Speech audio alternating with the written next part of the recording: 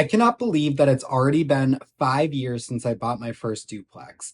I've been through 10 sets of tenant turnovers, 6 sets of renovations, tenant complaints, and even made some costly mistakes. After all these 5 years and all the experiences that I've had, it's safe to say that I have experiences and outlook now that I didn't originally have when I decided to get into the multifamily game. So today I'm going to be looking back over those last 5 years of owning multifamily real estate and going over if it's still worth it to get into real estate while also covering all those experiences that I just mentioned.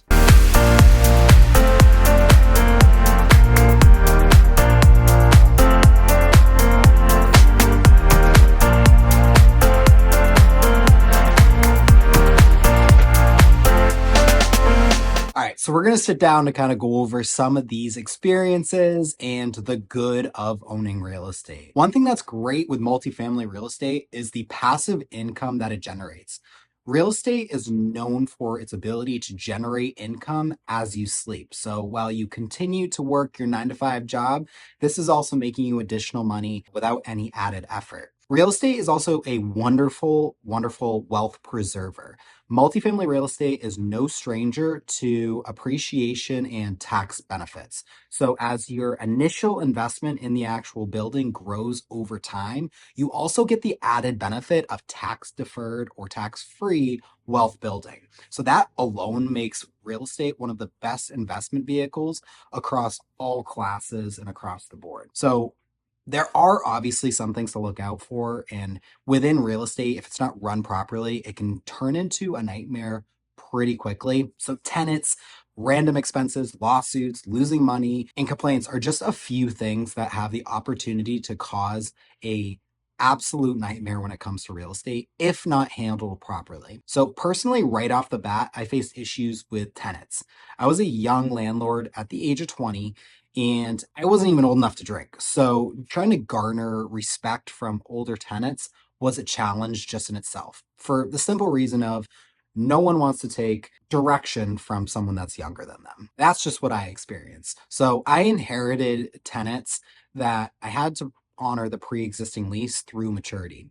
So with this, it was hard to garner respect because they were there first once again, and there were a lot of unwritten rules from the previous landlord and exceptions to the rules that I wasn't aware of. Now, it wasn't until I put my foot down and realized that I need to stop being a pushover, and if it wasn't in the lease agreement, then it probably wasn't a rule.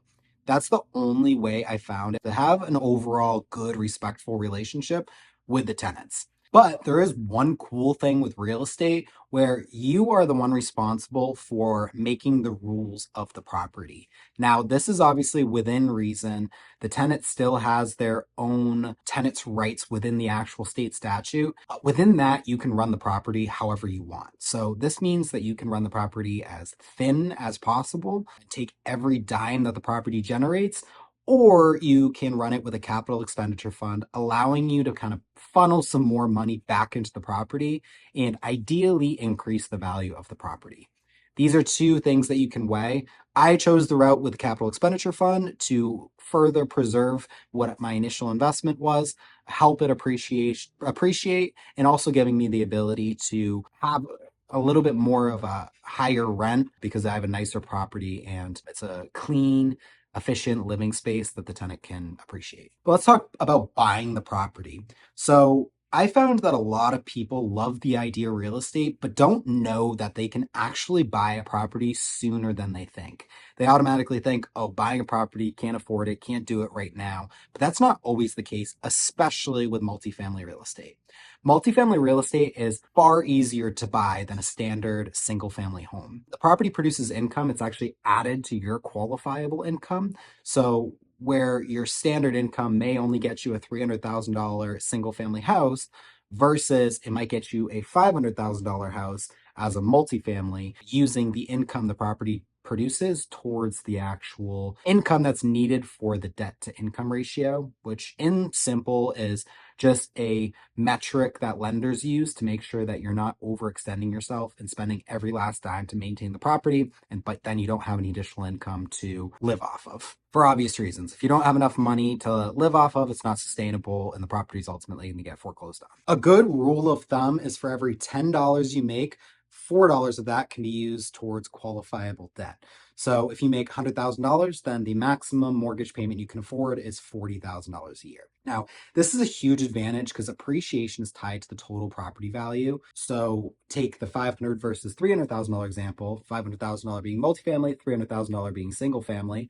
Then if it was to appreciate by 10%, then you'd only see your net worth grow by $30,000 versus $50,000 with the $500,000 home or multifamily. Now, another little thing is that the more units that you have, the more income you can use to qualify towards the loan. So once you buy the property, then when you go to buy your second, you now have additional income from the first, as well as the additional income from the second to help you qualify for that second property. So I bought my first duplex using an FHA loan. So I only had to come up with 3.5% down for the down payment to actually secure the property. There's also closing costs on that, which all in were a little bit less than $20,000. But the cool thing is now with that $20,000 invested, the down payment plus closing costs, my appreciation is off of the total value of the property, not my initial investment.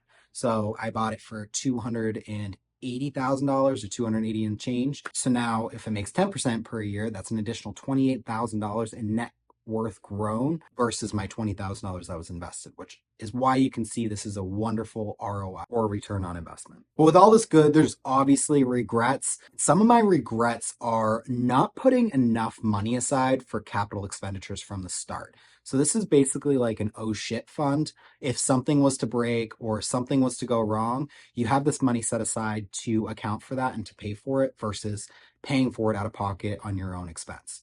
Owning real estate is operating a business. So when expenses come up, it's on the business to pay for those expenses. Or if the business doesn't have enough money for it, then it's ultimately up to the owner to cover the expense, or the expense just doesn't get paid.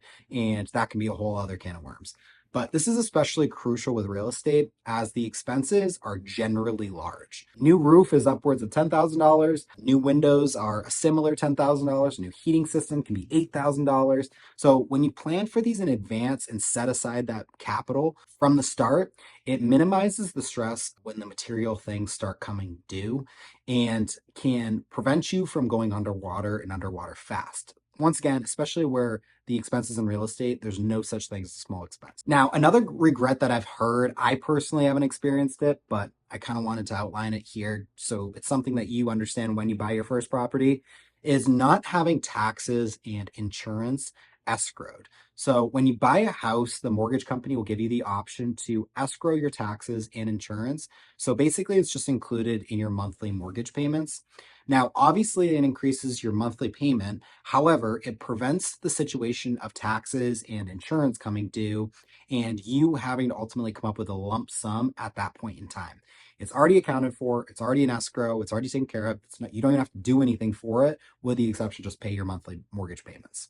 It really is a similar argument to the capital expenditure fund that I referenced, or as I like to call it, the oh shit fund, where it boils back to failing to prepare is preparing to fail kind of thing. Now, additionally, as I previously mentioned, owning more units was an initial regret. The more units that you own, the more income you have, and the more risk diverse you are. So with my first property being a duplex, it technically had a lot more risk, as if one tenant moves out, I'm responsible for now 50% of all expenses because there's really only two sources of income.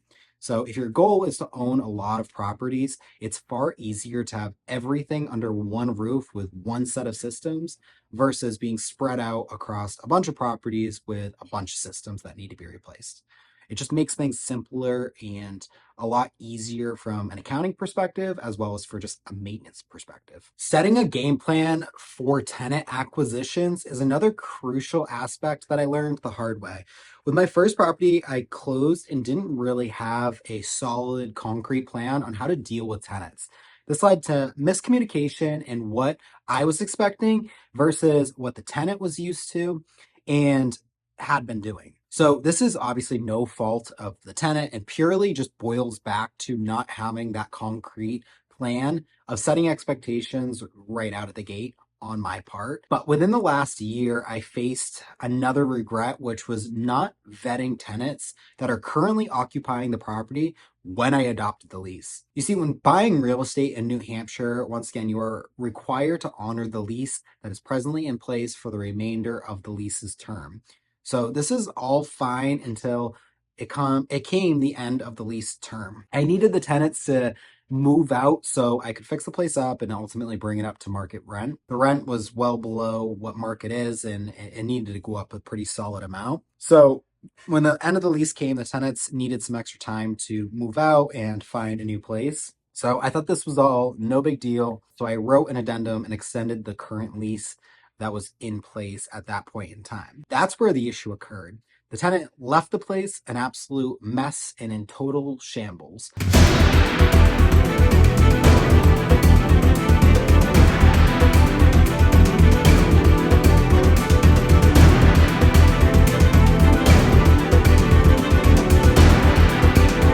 On the move out. So they had hundreds of pounds of trash throughout the property, and this all could have been avoided by vetting the tenant and setting a proper lease agreement in place with repercussions to deter the tenants from doing that and leaving it in shambles. So just something that you should know and absolutely adopt or adapt into, just so that way all expectations are met and you don't have a house that needs to be cleaned out before you can even do your renovations with hundreds of pounds of trash. Oh, and there's one more thing. I kind of touched upon it earlier, but also having an operating account that you budget for bills and extra for emergency or maintenance fund that pays, or expenditure or oh shit fund, whatever you want to call it, that pays for whatever may come up in the future. And then you pay yourself a set fixed amount every single month. Biggest thing here is paying yourself that fixed amount and not just taking the $6,000 a month that you make as profit. I did that at first and noticed myself cutting corners to profit more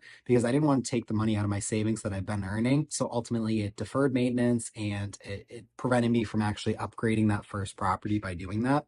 So by keeping your personal account separate from the business account, it allows you to do those upgrades and maintain the property as needed, as well as fix anything that breaks immediately without there being any hesitation or second thoughts. All right, so for the big question of that you clicked on this video for, of if I was to go back 5 years knowing what I know now, would I buy multifamilies again? And the answer is, drum roll, a million times yes.